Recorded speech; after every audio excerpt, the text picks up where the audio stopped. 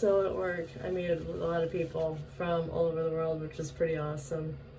And I hear different accents. I never assume where the accents are coming from because, I mean, in my head, I got like some guesses in my brain going on. But I go, so where's your accent from? Never ask them where they're from because that is never the question to get to the right answer. So it's just like, where's your accent from? And the majority of the time I get, I'm from this place, but I moved to this place, so my accent is a mix of this location and that location.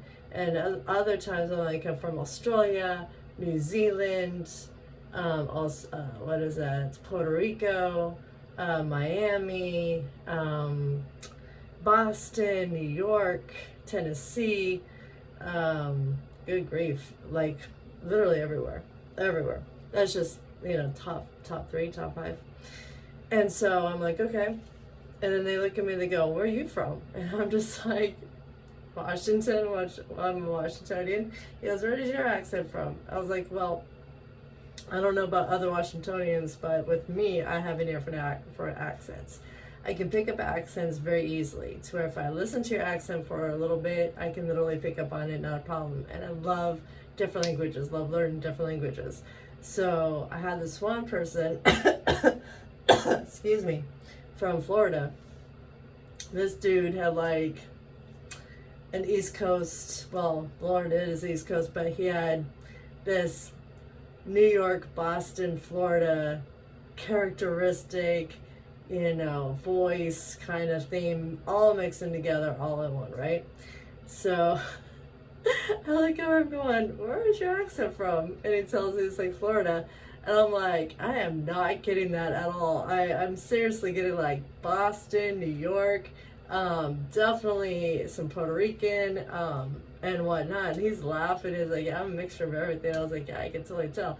But the way that his character and personality was, it was like, to some people, he could be pushy, bossy. He could just come off wrong to some people, and I can understand, that part of it, because hell, I come off pushing, bossy to some people, I come off mean to some people. I still don't get that part, but I've heard people are like, no, it's like, she was mean, she was bossy. I'm thinking, how? I don't get it, because in my way and in how I would view it, that's not even an option for me. But only if I need to be, I am. Okay, but at work, I'm not. Like, totally far from it. In other parts of my life, maybe, but all depends, right? So when I get a few going, she barked at me, I'm going, how does seriously saying don't come through that way, but come through that way because of this and that, because it's early in the morning? I don't get where they're saying bark. And I'm like, okay, sure. So anyways, so this man, I was talking today, he's with his wife, and he started, we started talking, and then his wife was laughing so hard because he started talking and I started talking, and then all of a sudden I kind of matched him toe to toe with his personality and the way he was talking. And he goes, where are you from? I get that so often. Where are you from? Where's your accent from? And it cracks me up so much, because I'm like, I'm from here. I'm Washingtonian. It's like, but I'm very well rounded in everything.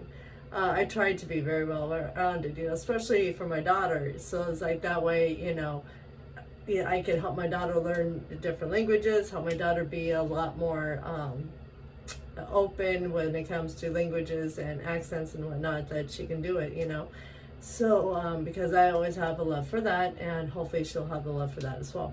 So I was just laughing, and we had just a great time. But that's one thing I really love about what I do, is I get to meet people from all over the world, and I get to conversate and have a fantastic time learning about their culture, where they're from. Doesn't matter if it's here in the States or overseas or wherever they're from. It's a blast. It is a blast, and I love it. I love the fact that God's given me a heart for people and a heart for the nation.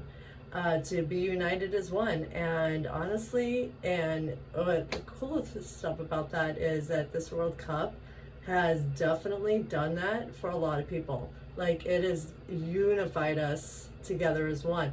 Even when teams lost, they still partied. Even when teams lost, they still celebrated, which was amazing, because to them, yeah, it was cool to have a game, and yeah, it was sad to lose, but they won something bigger than that at the end. And for them, that was amazing. And just to see that, it's like, just to see the Scots still celebrating, Norwegians still celebrating, people still celebrating after their loss, you know for sure that they had a bigger purpose in mind with that, which is amazing. And I love the unity that came with that. And it's like, that's pretty awesome. And it might not have been famously known, but while that was happening, there were churches that were doing that for Christ, unified together for Christ, unified together as one body. From all over the world, people came together and celebrated Jesus in churches all over the world, and here in the States.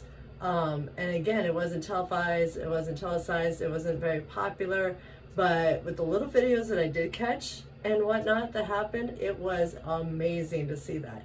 So when people were like, oh yeah, I would love to see people get together like that for Christ, they did. It just wasn't popularly televised, okay? It did happen. Because I believe, full-heartedly believe, that regardless on what brings everybody together, that there's always some people coming together for Christ, praising him and celebrating him at the exact same time that everyone else is celebrating a sport or concert or whatever event that's bringing everyone together. So that's always happening. People are always celebrating Christ, and I love that. And I wish that that was more televised more. I wish that that was like more open more, but God's got a reason for everything. So it was pretty cool when it did happen, but it did happen. So it was pretty awesome. So it's just fun to learn like that.